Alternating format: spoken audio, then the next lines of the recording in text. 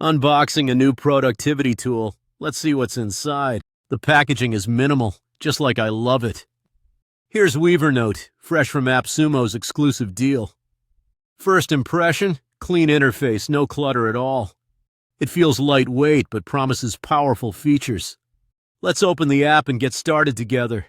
The dashboard is super intuitive, no learning curve.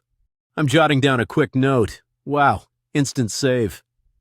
The design reminds me of Google Keep's simplicity. But there's more depth, like Obsidian's flexibility.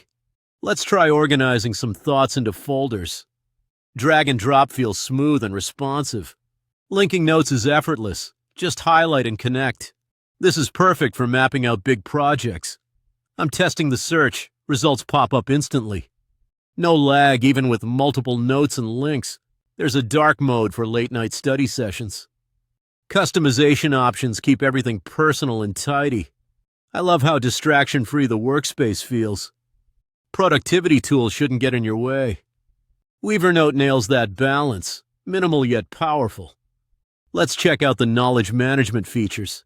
Tagging is simple, helps me find topics fast. Backlinks create a web of connected ideas.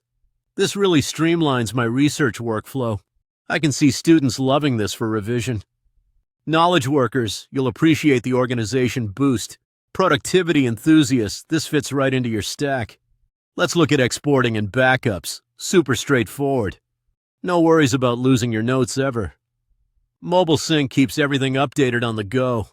I'm impressed by how fast everything loads. No unnecessary features, just what you really need. It's refreshing compared to bloated note apps. If you crave simplicity, this is for you. But don't underestimate its powerful capabilities. I recommend Weavernote for serious note-takers.